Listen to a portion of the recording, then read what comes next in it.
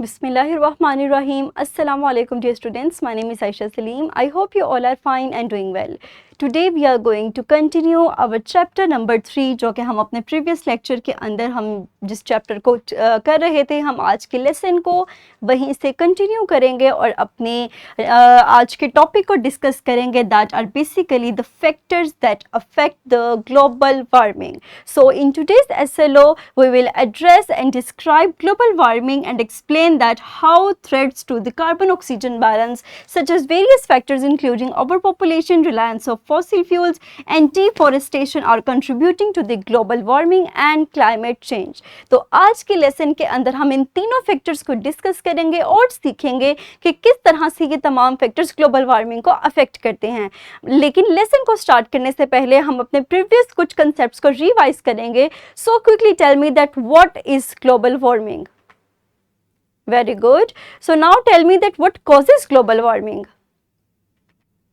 Very good. तो हमारे पास अगर ग्लोबल वार्मिंग की हम रीज़न को आइडेंटिफाई करें कि विच कॉजेज ग्लोबल वार्मिंग, तो हमारे पास वेरियस गैसेस हैं that are fluorinated gases, nitrous oxide, methane and carbon dioxide. These all are the gases that are responsible for global warming because in gases के increase होने की वजह से हमारे पास climate के अंदर बहुत abrupt changes आते हैं and these are released by following economic sectors including transportation, electricity generation, industry, agriculture and including commercial and residential sectors. ये तमाम sectors हमारे पास greenhouse gases को emit करने में, इनकी एमिशन में बहुत इंपॉर्टेंट रोल प्ले करते हैं. सो नाउ अगर हम पाकिस्तान के अंदर डिफरेंट सेक्टर्स में देखें कि ग्रीन हाउस गैस के एमिशन का क्या क्राइटेरिया है, तो हमारे पास इन परसेंटेजेस के अंदर ये तमाम गैसेस आती हैं. फॉर एग्जांपल हमारे पास अगर एग्रीकल्चरल सेक्टर को देखें तो सबसे ज़्यादा जो रेशियो हमारे पास आ रही है वो बेसिकली हमारे पास सेकेंड लास्ट एग्रीकल्चरल सेक्टर से रेशियो आ रही है. और इसके अलावा अगर इंडस्ट्रियल सेक्टर से देखें तो 5.4, वेस्ट की अगर हम देखें तो 3.9. इसी तरह डिफरेंट सेक्टर्स हमारे पास कंट्रीब्यूट करते हैं ग्रीन हाउस गैसेस की एमिशन में. That further play a very important role in increasing the temperature of globe. हमें ग्लोबल वार्मिंग के अंदर बहुत अहम रोल प्ले करता है. नेक्स्ट अगर हम डिफरेंट फैक्टर्स की बात करें तो हमारे पास जो फर्स्ट फैक्टर है दैट इज ओवर पॉपुलेशन. और ओवर पॉपुलेशन हमारे पास आबादी का बहुत ज़्यादा हद से ज़्यादा बढ़ जाना है और ओवर पॉपुलेशन की वजह से हमारे पास एक सेकंड फैक्टर आता है दैट इज़ डिफॉरेस्टेशन. बिकॉज हमारे पास इसी पॉपुलेशन को एकोमोडेट करने के लिए हमें एरिया चाहिए, जो एरिया हम फॉरेस्ट को या ट्रीज़ को काट कर बनाते हैं और इस वजह से हमारे पास ट्रीज़ की amount, the number of trees हमारे पास बहुत रिड्यूस हो जाती हैं, जो कि हमारे इन्वायरमेंट को क्लीन करने के और एटमॉस्फेयर को क्लीन करने में बहुत अहम रोल प्ले करता है. नेक्स्ट अगर हम डिफॉरेस्टेशन करेंगे तो हमारे पास नंबर ऑफ प्लांट्स बहुत ही रिड्यूस हो जाएंगे और ये रिडक्शन हमारे पास क्या करेगी, इन्वायरमेंट को ख़राब करेगी. स्मोक या स्मोक जैसी हमारे पास चीज़ें होना स्टार्ट होंगी जिनका ह्यूमन के ऊपर बहुत हार्मफुल या हार्श इफेक्ट होता है. नेक्स्ट अगर हम इसके इफेक्ट को डिस्कस करें तो हमारे पास डिफॉरेस्टेशन के नतीजे में बेरन लैंड्स आते हैं that also play a very important role in agricultural sector. Because agriculture के अंदर हमारे पास अगर ज़मीन ज़रखेज़ नहीं है, क्योंकि ट्रीज़ ज़रखेज़ ज़मीन को, उसकी ज़रखेज़ी को होल्ड करके रखते हैं, तो बैरन लैंड्स में हमारे पास जो सबसे बड़ा नुकसान आएगा वो ये होगा कि हम वेजिटेशन प्रॉपर नहीं कर पाएंगे.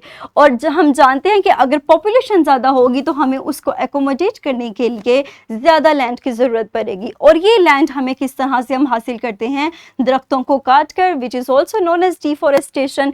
और दरख्तों के कटने की वजह से हमारे पास एक सबसे इम्पोर्टेंट फैक्टर जो है बैरन लैंड्स आते हैं, जो कि एग्रीकल्चर के ऊपर बहुत एडवर्स इफेक्ट डालते हैं. और इस वजह से हमारे पास जो फूड की सप्लाई है वो पूरी नहीं होती. And we also know that greater number of और over population also increases the number of vehicles that we use in our countries. और यही व्हीकल्स अगर ज़्यादा इस्तेमाल होंगी तो हमारे पास ज़्यादा इस्तेमाल इस्तेमाल होने की वजह से ज़्यादा स्मोक रिलीज होगी जो इन्वायरमेंट को अफेक्ट करेगी, इन्वायरमेंट को ख़राब करेगी। और इस इन्वायरमेंट को अगर हम यूटिलाइज़ करते हैं, इस एटमॉस्फेयर के अंदर हम सांस लेते हैं, तो ये हमें हेल्थ इश्यूज़ भी कॉज कर सकती है। आप देख सकते हैं इस वीडियो के अंदर कि हमारे पास कितने ज़्यादा व्हीकल्स इस्तेमाल हो रहे हैं और यही व्हीकल्स हमारे पास एटमॉस्फेयर को ख़राब करने के या स्मोक को पैदा करने के या फिर फ्लोरिनेटेड गैसेस को एमिट करने के में बहुत रोल प्ले करते हैं। नेक्स्ट हम चलते हैं फूड की तरफ। अगर पॉपुलेशन ज़्यादा है तो हमारे पास फूड की डिमांड भी ज़्यादा होगी और इसी फूड की डिमांड को कंप्लीट करने के लिए हमारे पास ज़्यादा से ज़्यादा एग्रीकल्चर वेजिटेशन करनी पड़ेगी। लेकिन चूंकि हमारे पास पॉपुलेशन ज़्यादा होने की वजह से, इनको एकोमोडेट करने की वजह से हम फॉरेस्ट को या दरख्तों को काटते हैं, जिसकी वजह से हमारे पास एरिया नहीं बचता ताकि हम उनको ईजीली पॉपुलेशन को, ताकि हम इजीली फॉरेस्ट को लगा सकें, ट्रीज को लगा सकें और अपनी फूड की डिमांड को पूरा कर सकें।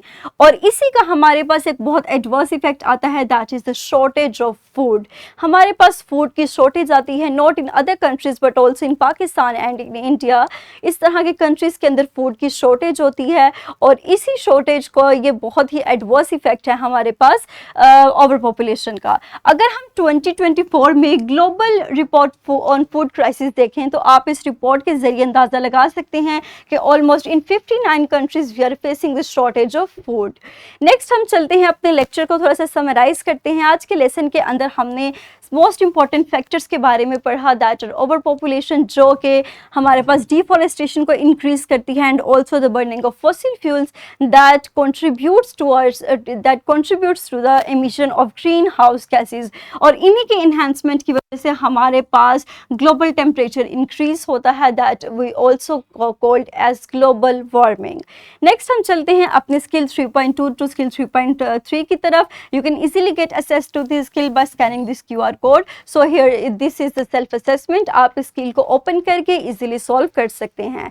नेक्स्ट अगर हम होमवर्क की तरफ चलें तो in order to do this homework you have to work in pairs और in groups, prepare a debate on the given topic. और इन टॉपिक पे डिबेट तैयार करने के बाद आप अपनी प्रेजेंटेशन को, अब अपनी डिबेट को प्रेजेंट करेंगे क्लास के सामने। So dear students, that's all about today's lesson. इंशाल्लाह नेक्स्ट लेसन के अंदर हम डिस्कस करेंगे energy flow in the ecosystem. I hope कि आपको आज का लेक्चर क्लियर हो चुका होगा। सो हम अपने अगले लेक्चर को यहीं से दोबारा कंटिन्यू करेंगे। तब तक के लिए अपना ख्याल रखिएगा। Thank you very much and अल्लाह हाफिज़।